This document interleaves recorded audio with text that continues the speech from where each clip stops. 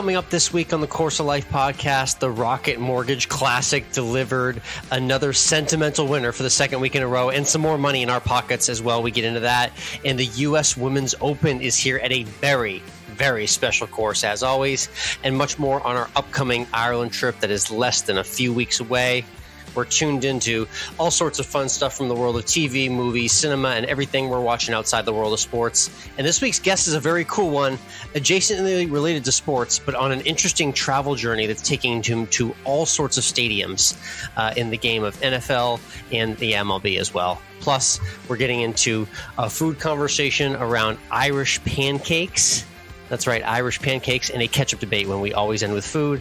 All of it brought to you by our friends at Desert Fox Golf. We love Desert Fox Golf, and we've loved them because they've been a long-time partner of the show. And what they do great is make great golf-related products that can be used really well for any tournaments or events. We talk about promo code Course of Life to save 10% for individual events. But if anyone you know is hosting a corporate outing or any sort of large-scale golf event and has at least 100 participants, be sure to hit up Desert Fox Golf for your phone caddies, your towels, your swing aid tumblers, and all the accessories that they need for their event. Tell them Course of Life sent you, and you get a $100 referral just for ordering with Desert Fox Golf. Again, tell them that Course of Life sent you. You get a $100 referral for using Desert Fox Golf products for your next golf event. Check them out at desertfoxgolf.com.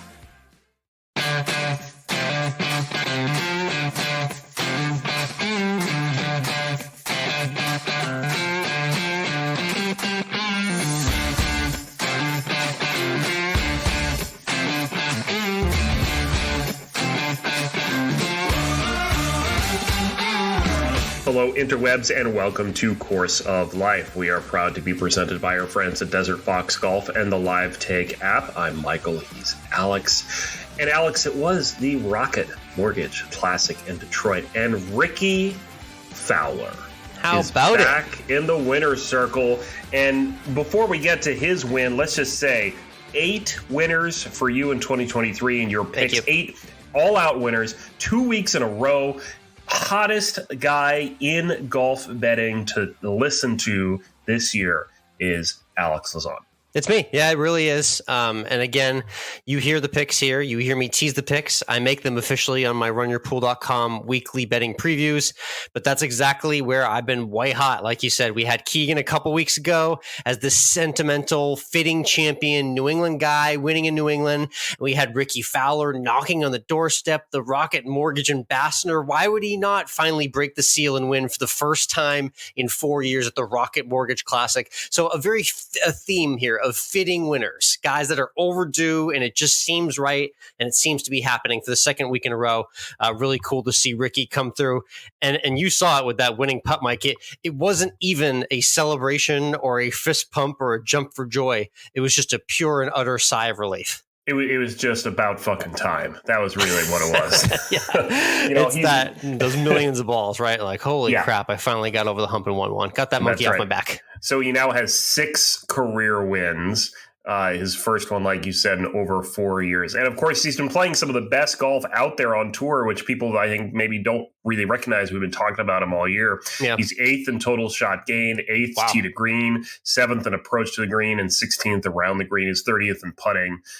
And 20th in total driving as well. So he's playing very well on the course. And you gotta ask yourself too. So I've seen this too. With this win, is he now a shoo-in for the Ryder Cup team?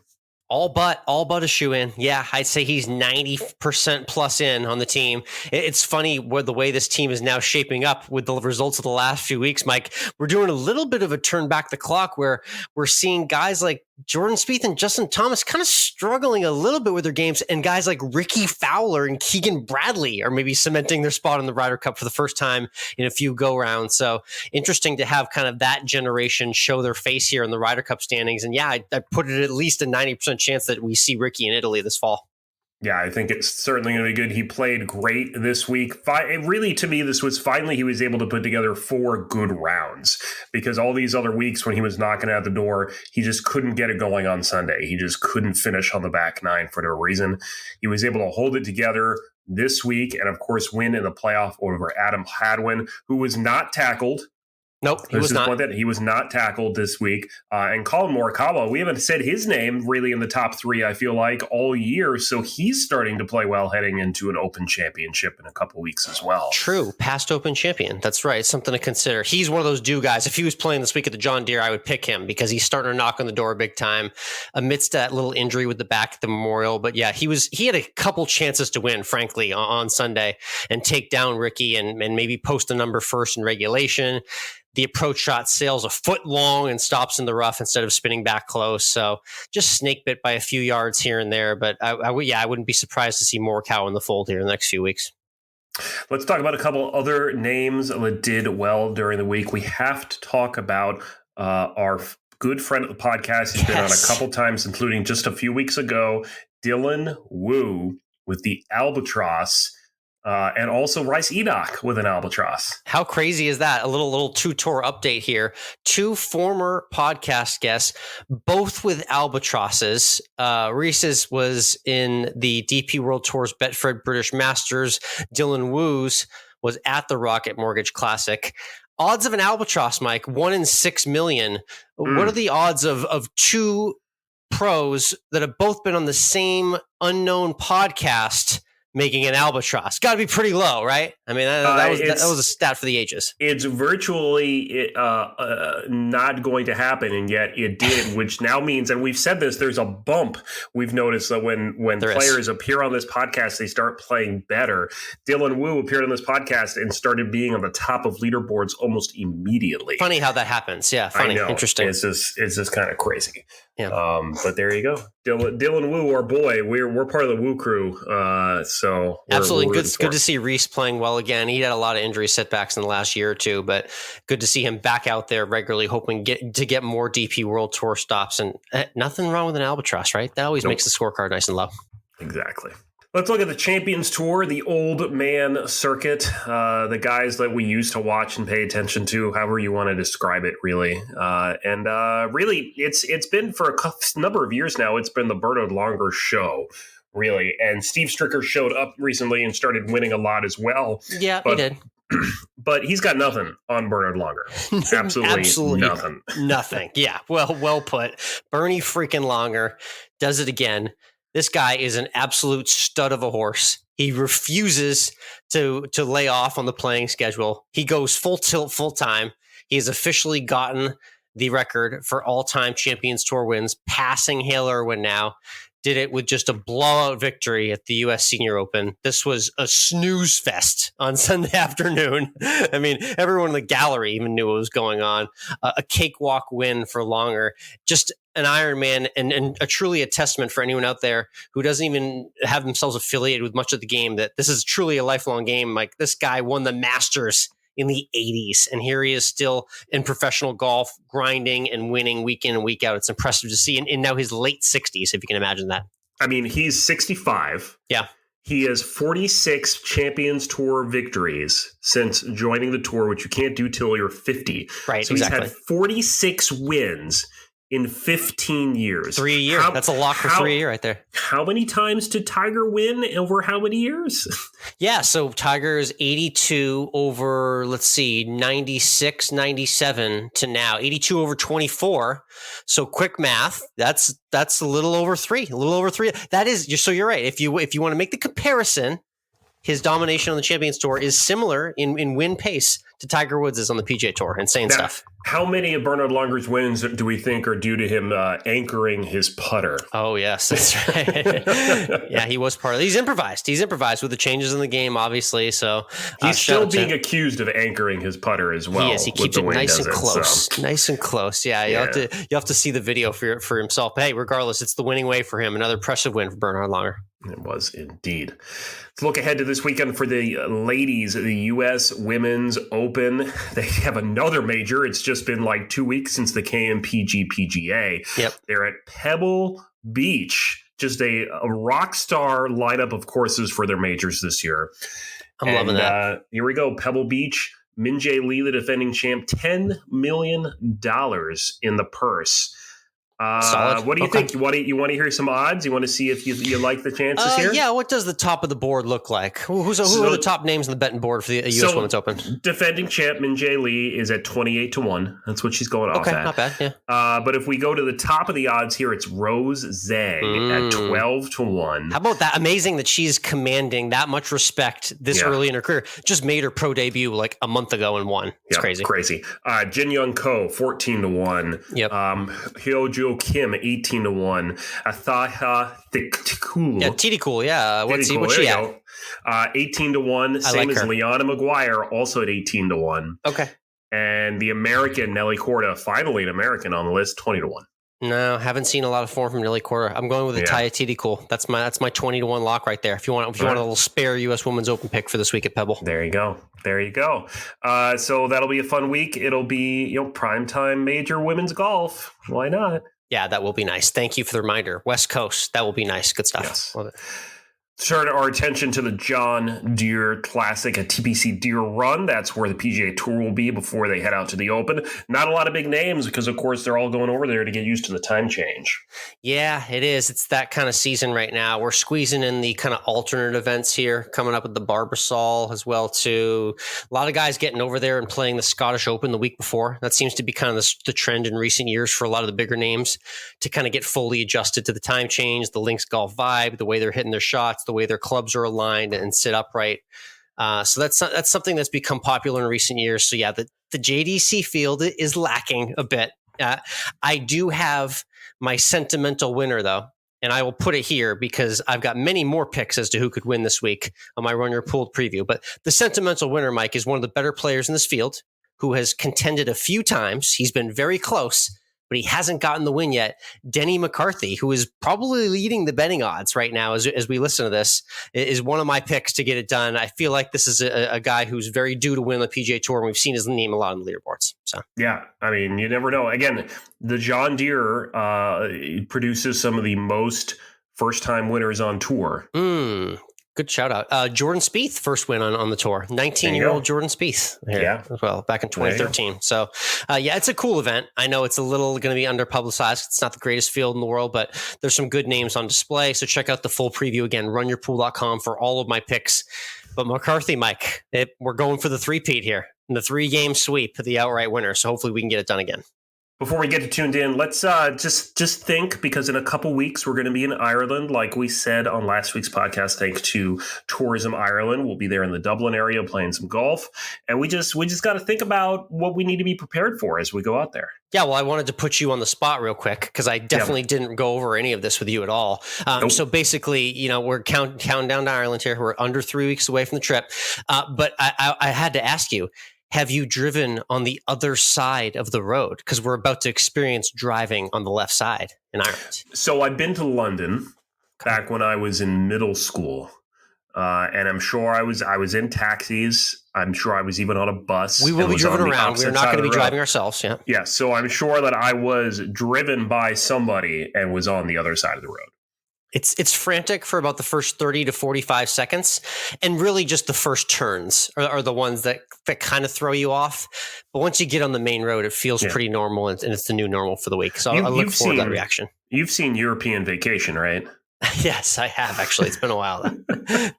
He's constantly on the wrong side of the road in that movie. Yeah, you got to be careful where you're going there, bud. All the time. Gear, Mike. The weather, the Irish weather. We talked about it earlier this year when we had David Conlon on, but are you mentally prepared for the adversity of the weather? I'm hearing to not pack one rain jacket, but maybe a couple and a few pieces of rain gear for the trip. Look, I'm just excited that it's not going to be 100 degrees out with 95% humidity. Amen, man. So. We're in South Georgia and Central Texas, for any of those who don't know, and it is hot as balls right now. So this is going to feel like a nice fall, autumn in New England, basically, for us. It is. Money, the euro conversion rate, Mike, what do you think that is? It's pretty even from what I can tell. I think it's about $1 to a euro these days. Yeah, I think it's pretty close. I think probably the dollar is maybe a touch stronger than the euro, but, Are we going to get euros, or are we just going to make sure our cards can do international transactions? Yeah, cards mostly, but maybe just a one transfer of currency for tipping purposes was my thought. So we'll see if we can navigate that. And then the term of the week, Mike, giving it socks. That means to basically just give it your all, go for the par 5 and 2 if you have a chance, and make sure you don't leave that eagle putt short. So giving it socks basically means just giving it your all out there. I just think it's funny that you think I'm going to have an eagle putt. Yes. Yeah, you are. Yeah, because what's going to happen is we're going to catch one of those 80-mile-an-hour breezes off the Irish Sea, and your 5-wood's just going to sail up in the air for eternity downwind, and you're going to hit the longest drive of your life out there. So get excited. Okay. I got a 3-wood in the bag now, by the way. I still don't hit a driver, but I do have a 3-wood that goes pretty far. So good stuff. All right, so there's the preview. Again, Ireland just a few weeks away. Looking forward to it. All right, let's switch over to Tuned In, where we share what we're tuning into outside of the world of sports. I caught, now that HGTV is part of Max, not HBO Max, it's now just Max. Oh, nice. So you can watch HGTV programming. I was just looking for something to have on that didn't require a lot of mental attention. Right. And so we found Ugliest House in America. Heard of it by name, but haven't watched it. So is this a tour type of show? Where are they taking us to? So what this is they go around the country to different areas of the country, and they look at every episode is 3 different ugly homes that the homeowners want to have them come in and renovate. And the winner, they'll pick a winner from like all these different regions, and then they pick an overall winner, and that overall winner gets $150,000 makeover. Okay. By HGTV. And there are some very ugly, disturbing homes in this show. I can imagine. This reminds me of the story that goes viral every year for the ugliest dog competition, where, in theory, you don't like the idea of being named the ugliest dog, but when you hear that there's a gigantic cash prize associated with it, you're willing to participate. So it sounds like these homeowners are in the same ilk as well. Yes. And they say up front, most HGTV shows are about homes being beautiful and gorgeous and all this fun stuff. And this is not that show. This is not what you're going to get out of this show. Season 1, I will just say, season 1's winner was a former brothel. Oh, yeah. Well, I mean, listen, they're not necessarily going for any sort of exterior design at brothels. The exterior looked fine. It was the interior that was a problem with all the different cameras in all the rooms. Oh, yeah. That's not sketchy at all, right? Yeah. Exactly. Ugliest House in America, HGTV. Love it. Movie review for you, Mike. Last Wednesday was $5 tickets at the movie theater locally here. So we took in No Hard Feelings. Oh, the new Jennifer Lawrence comedy. Yeah. R-rated comedy, which was a lot more R-rated than I thought it would be. Basically, Jennifer Lawrence has been assigned by the parents of a kind of, antisocial 19-year-old to get him out of his shell before he goes to college. Turn him from a boy to a man, if you will. So it's that coming of age journey with the two of them. And Jennifer Lawrence, very funny. You see her in a lot of more serious, reserved roles. It was cool to see her come out of her shell and get the comedic side of her acting chops. So I give it 4 out of 5 stars. A good movie to see. And just for the fans out there, if you're interested in seeing all of Jennifer Lawrence, this is the movie for you as well, too. So I don't know how you could promote a movie any better than that. That would be my tagline that I would open up with as well, too. While that may be a benefit, I hope that the rest of the movie makes it also plenty enjoyable as well. Oh, yeah, that's right. Yep. There were other parts in the movie, too. Yeah. I'm struggling to remember them all right now that you mention it. But it was a gem of a movie and very funny. And by the way, Matthew Broderick as the old dad, by the way, with gray hair. Nice. Kind of makes us feel old there. I do have to ask the question. Of course, one of the movies that bonded us when we were in college was Wedding Crashers. Yep. How does this compare to Wedding Crashers? Interesting. Well, there are a lot of good one-liner zingers, a lot of aha funny moments, and there is some physical comedy as well too. Kind of maybe a slight ode to the famous football scene we know from Wedding Crashers. So there maybe are some similarities a little bit, but I don't know if it's quite comedy classic level, but definitely one of the funnier R-rated comedies I've seen in recent months. All right, there you go. No Hard Feelings in theaters now. Indeed. Let's go ahead and get into this week's guest. We love highlighting unique goals and journeys in golf and in sports. And this week's guest is a beer vendor that has a very unique goal that takes a lot of traveling across the country. I'll say, yeah. I mean, this when I first heard about this guy's journey and what he was trying to undertake and how he was going to do it, I was a little bit confused. So I had to kind of unmask it all and figured out how Reggie was going to be the first vendor to conquer every single stadium in Major League Baseball and the National Football League. An interesting journey through the world of sports through the eyes of a beer vendor coming up on this week's show. Crazy. We'll get to that conversation with Reggie in just a moment. But first, let's talk about our friends at Live Take.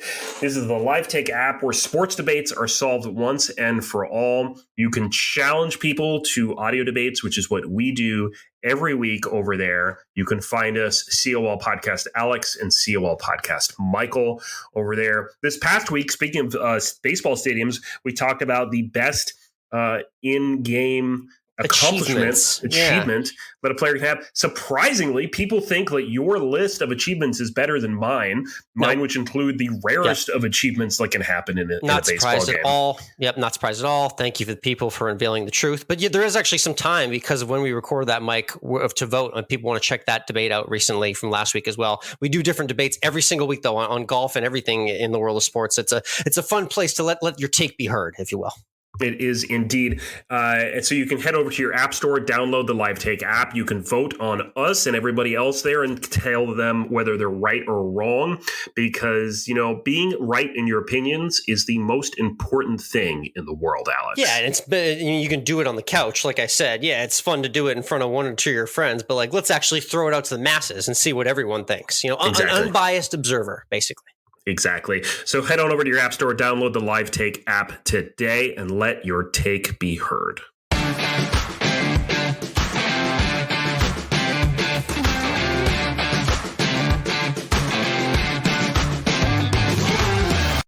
All right, next up on the show, by way of Philly, he might be the most famous beer vendor in sports right now. He's on a very unique journey to pro sports stadiums across the country. It's Reggie Duvalsaint joining us on the Course of Life. Reggie, how you doing today?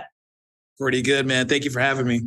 Now, it's great to have you on. As soon as I heard about this journey, I needed to showcase it to our fans. We're fans of all sports, and we love attending live sports. So you definitely speak to that with the journey that you're on right now. Tell everyone first, though, where you found out and started this gig of vending at different stadiums, because as far as I knew, Craigslist was like a strange spot where you went on a sketchy date or you found a couch, but it sounds like you found something totally different one day. Yeah, absolutely. Like I said, I got into it completely by accident. I was on vacation in South Florida, 2017, and I was just scrolling on Craigslist and I saw an ad saying, come work the MLB All-Star game. And I said to myself, oh, shoot, I really want to go. I took a look at the ticket prices. I was like, there's no way I can afford this right now. But hey, there was an open hiring. So I went in, went to the open call. Wasn't sure what they were going to put me down as, but they needed hot dog vendors. And I said, you know what? I'll give it a shot. And the rest was history. It was amazing. Had a great time. And it just kind of grew from there. I'm curious. I have a little bit of service industry experience in my past life before I do what I do now, but did you have any experience with sales or vending or anything food-wise at all before that? So I was working in banking before that. So I did some work on platform sales, primarily getting people, credit cards and that kind of thing. But nothing, this is a complete kind of 180 from that. Absolutely. Very interesting. So you really went in head first. I'm curious, when the travel aspect came into play, you were hungry after that first gig and probably wanted to see more, but when did it turn into a full-blown travel excursion and this crazy goal of the different stadiums you're hitting?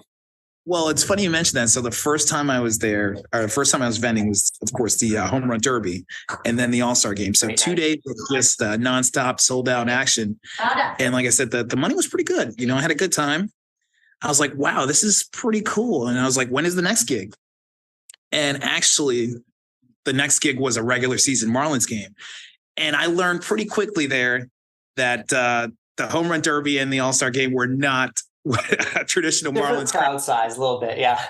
But like I said, it piqued my interest, and I was like, "Wow, this is pretty cool!" When can I do the next one and next one? And the company that I had worked for, they had several different other accounts around the country, and so I tried a few other stadiums. And I did pretty well. And then it dawned on me, I was like, what would it take to do every single stadium? And I kind of asked around. I was like, has anybody done this before? Yeah. A lot of guys do travel, but nobody to the extent of getting to every single one. So I kind of made that my quest, and I wanted to see how far I could take that. Yeah, it's interesting because we've had a lot of different people that have done some unique things. I've had a guy that hit a golf ball in all 50 states in 50 days. We love following these unique journeys in sports because I feel like people, they kind of make it their own. And when they find out about your journey, it's their journey as well to see you hit all these different landmarks. Right. So I'm curious, in your travels, where are you as we speak right now? I know you're closing in on these 30 MLB and 30 NFL stadiums, but what's it going to take to get the final stadiums knocked off? Okay, so for NFL, I am missing one NFL stadium, which is the Minnesota Vikings. So I'm knocking on that door, trying to get in, see what it's going to take. MLB, I'm missing 5 out of the 30. And this season, I'm trying to do them all again, which is pretty cool. So I started 2017. So 6 years goes by pretty quickly. But this season, I'm currently on number 17 of 30. Okay, you're rolling along at a pretty good pace right now. Nice. Yeah, almost halfway through the season, a little bit more than halfway there. Okay, so the baseball and the football fans, let's talk about the differences. Let's just get it out of the way first. Who drinks more, baseball fans or football fans at the stadium? Well, you know what? I got to say football, but like I said, there's pros and cons to both. Like I said, football, it's a bigger event. There's only 16 games a year, 8 home games, 9 now, I guess, with the new schedule. But the fans are that much more passionate, you know what I mean, for each game. Baseball, it's a longer season, more events to work, which is great. You know what I mean? It's a little bit more spread out. But the vibe is a little bit more lax in baseball than it is football. I think the intensity is there in football and people drink more. But on the converse side, there's fewer football games than there is baseball.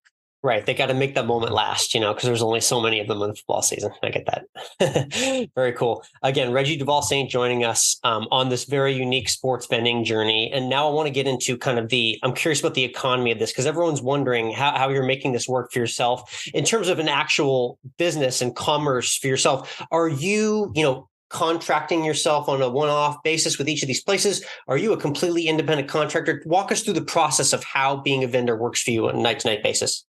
Sure. So, realistically, I do work for about 15 different companies. So I have a lot of different companies within my network. Okay. Some of the stadiums share concessionaires and some of them share subcontractors, which makes it easier kind of to jump from one to the next. So just working within certain companies, you could do several ballparks. So some of them are interconnected in that way. Okay.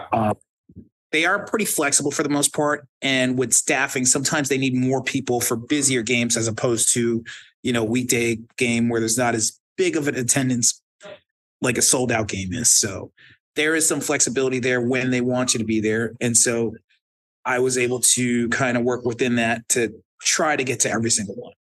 And so everybody's along the way. Companies that I've worked for, they actually are glad that I'm doing this, and they've encouraged me to continue. I feel like it's good promotion for them as well too. And it's nice that you've extended that network and you found all the different concession companies. So credit to you for finding them in all the right places. In terms of like the people you've met along the way in this journey, tell me just about what the travel and the road trip life is. I mean, had you been used to doing this level of travel until you undertook this journey? No, so I'd never done anything like this intense in terms of travel. But like I said, the cool part about it is, like I said, vending is not, to me, it feels like fun. You know what I mean? It is work. Yes, you do have to carry the products and the beer up and down the seats. Yep. But to me, it's fun. I get to engage with the fans, have a good time. And games are only about 3-4 hours. So realistically, I'm only working from the time the gates open until about the 7th or 8th inning when alcohol cuts off. So, I mean, realistically, it's only about 3-4 hours of difficult work. I don't want to say it's not difficult, but it's really only, in the grand scheme of things, I'm only working for 4 or 5 hours a day. Okay. Well, I'm curious, at the end of the shift, at the end of the game, what part of your body is hurting the most? Is it back, shoulders? What is it typically? A little bit of everything, certainly combined. Like I said, a little bit of hip, a little bit of shoulder. But like I said, it's just learning to counteract that. I do a lot of yoga. I do yoga about 3-4 times a week just to kind of counteract the physical activity. But it's something I truly enjoy. Like I said, just interacting with the fans, being there, part of the atmosphere, and you feel like you're a part of the game, part of the team, which is great. Definitely. All right, let's do some quick shot questions based on your stadium journeys here. Let's start with real quick. Which stadium tips the best? Who are the most generous customers you've seen in sports so far? I gotta say Houston, man. Shout out to Houston. Nice. The incredible run that the Astros have been on the past few years has been, maybe that may not be a favorite answer to other markets, but like I said, Houston has been great to me, MLB wise, for the past several years. So whatever they're doing, it's working. Nice. Yeah, I'm originally from the Northeast, but I now live in Austin, Texas. And I do know that Texas hospitality just hits different. So I'm not surprised that you said that for Houston. Something about the Astros. Just keep on winning. Yeah, definitely. I'm curious, when you have the supply and you're vending, which stadium empties you out the fastest? Like I always see the beer vendor that's just got a couple left and he's doing pretty good business. That means he's emptying things out.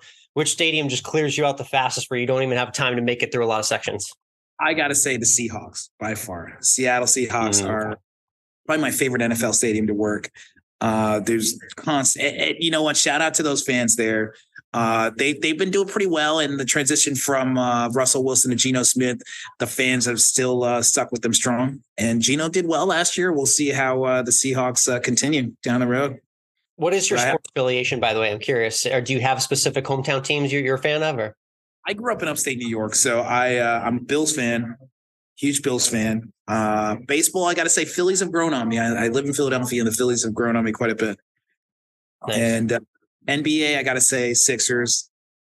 NHL, I got to go Rangers.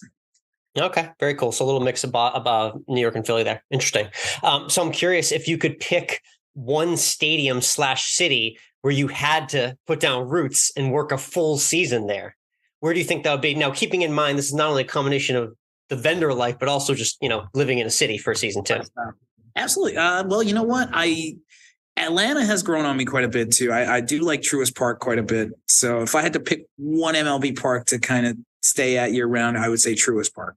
Okay, very cool. And then we love to end our interviews with our 19th hole question. I'm going to ask it specifically for you, though. When you get done with a long day vending, I'm curious, what's the end of a long day meal look like for you? What's like your favorite meal to have at the end of the day? Well, I got to say Mexican food, probably a quesadilla, tacos, something like that. That's probably the go-to meal for me. Yeah. Love it, man. You got to get yourself down to Texas as much as possible then. That's your jam. Absolutely. Awesome. Reggie, thank you so much for hopping on the Course of Life, man. Appreciate it. Looking forward to following the journey. Be sure to follow Reggie's story on Instagram as well. He's doing a great job telling it. Thanks again for being on the show. All right, guys. Take care. Have a great one.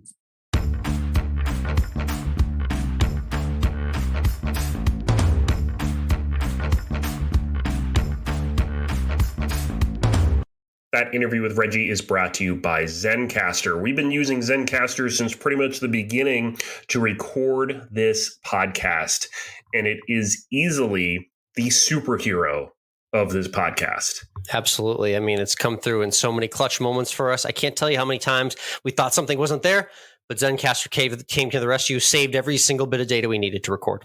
That's right. It's so easy. And it's now super easy to record a podcast with Zencastr. You log in using your browser. You start recording a high-quality podcast right away. You record studio-quality sound and even up to 4K video with your guests. You feel a sense of zen knowing that Zencastr's multi-layered backups ensure you always have your recordings in the highest quality, even if the connection is unstable. We can say that is very, very true.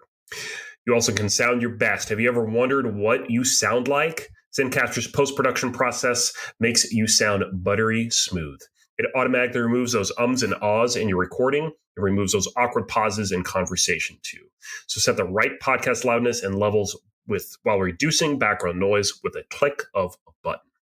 So head on over to zencastr.com/pricing, and that's ZENCASTR.com/pricing, and use our code Course of Life, and you'll get 30% off your first month of any Zencastr paid plan. Again, that's promo code Course of Life to get 30% off your first month of Zencastr. We want you to have the same easy experience as we do for all of our podcasting and content needs. So head on over again, zencastr.com/pricing. It's time to share your story.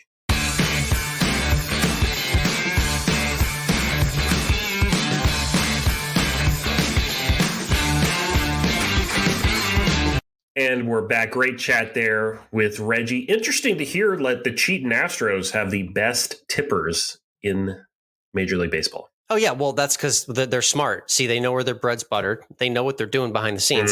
So they just pay everyone off that's kind of associated in the game and never get really any bad PR about it. They can slide by and do what they want. It's a wonderful system they worked out there, actually.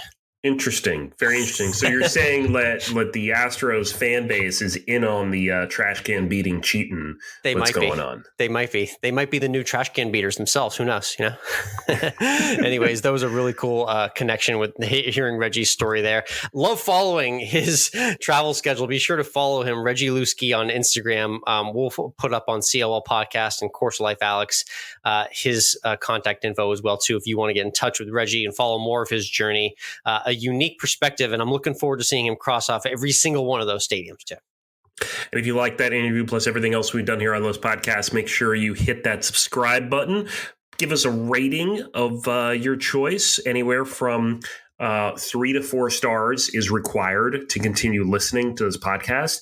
And if you stop listening to this podcast, we will find you, put your headphones back on you, and make you finish listening to this podcast. Yeah, it's a pretty paranoid thought to put in everyone's brain, but it is a little bit of a warning. So you can't say that you weren't notified, I guess. I'm just saying. And if you want, you can even listen to this podcast on YouTube if you're not doing that already. We're there as well. We're going to have a lot of videos coming soon on YouTube as well. I'm working on a really cool video, speaking of, thanks for bringing this up, on interesting legal ways that you can gamble in Austin, Texas. I've been working on this for a couple of weeks, and I'm going to get that going in the next week or so. And then with this trip, Mike, we are going to be big-time video guys with all the golf we're going to be playing in Ireland. So be sure to check out YouTube in the coming weeks as well. It's going to be a lot going on in the coming weeks, so check us out there. For now, let's hashtag AlwaysEndWithFood. Yeah, that's right. Our food segment to end every Course of Life podcast as we count down to Ireland, introducing Irish food talk here. The item of the week is the boxty, Mike. You ever had a boxty before? Do you know what that is? I have no idea what that is. It is an Irish potato pancake, essentially. Oh. Not too far off from the Hanukkah potato latke, the treasured latke that we love on Hanukkah. There, it's got a little bit more of a onion vegetable based mixture in it as well too. It plays nicely in breakfast, brunch, or lunch situations. For what I've seen, lots of different sauces and meats to go with it. I think you can go a sweeter or savory route. I'm going to try and get at least one on the trip, but will you try a boxty with me? Oh, definitely. That sounds fantastic. Yeah, how bad could that be, right? I think if you do a nice fried potato pancake well with some good toppings, that's always going to work to get your day going. It's true. It's true. All right, what's this ketchup debate I'm hearing about? I got to ask about ketchup. The never-ending debate with ketchup is once you open your ketchup, does it go back in the pantry or does it go in the fridge? Me. I'm 100% back in the fridge, and I'm not really super passionate about it. It's just something I've always done and continue to do. I'm not super offended by room temperature ketchup that's in the pantry. It doesn't offend me. I will still use it and have no complaints at all. But for some reason, I think I just like the idea of keeping an opened fruit-based product in the refrigerator. It just seems right for tomato. So that's where I stand on that. Where do you stand? Okay. First of all, you're wrong. Ketchup is very shelf stable and can remain in the pantry at all times. And the way you really know that it's perfectly safe and the way it should be is, doesn't ketchup in a restaurant just kind of hit different to you? It is usually a little bit better. Yeah. Why? They don't do any fridge with ketchup? It doesn't get refrigerated. It's been sitting out on that table for the last month. It gets constantly getting refilled every time it's empty. So that ketchup is where it is. But Kraft Heinz UK tweeted just today, July 3rd, saying, FYI, ketchup period goes period in period the period fridge, 3 exclamation points. Wow. Jeez. I would not have expected that. Wow. Kraft Heinz UK entered the chat and threw down the gauntlet. Interesting. Yeah, again, like I do it just kind of more out of habit, not really because I'm passionate about it. But really my question now is, I can abide by your pantry ketchup life, but I just need to do the head-to-head and decide, is ketchup refrigerated really tasting better? Is that coolness doing something for me? I think it is, but maybe it's not. And if it's a negligible difference, then I'm willing to move to the pantry. So I will say I'm open to negotiation, unlike lots of people in this country today. I will say I used to keep my ketchup in the fridge, and then at some point we transitioned it to the pantry, and I enjoy my ketchup more in the pantry. And I will say, however, for legal reasons, the ketchup bottle does say to store it in the fridge after opening. It is suggested. Mm-hmm. So, you do as you wish. But I'm just saying, Alex, you're wrong. So I'm wrong, but you're going against the law and Twitter. Okay, I got it. All right, that makes sense. Yeah. There you go. All right, that's the ketchup debate for this week on the heels of July 4th. Happy 4th week to everyone out there. Enjoy it. Thanks again for tuning in the Course Life podcast. We'll see you next week.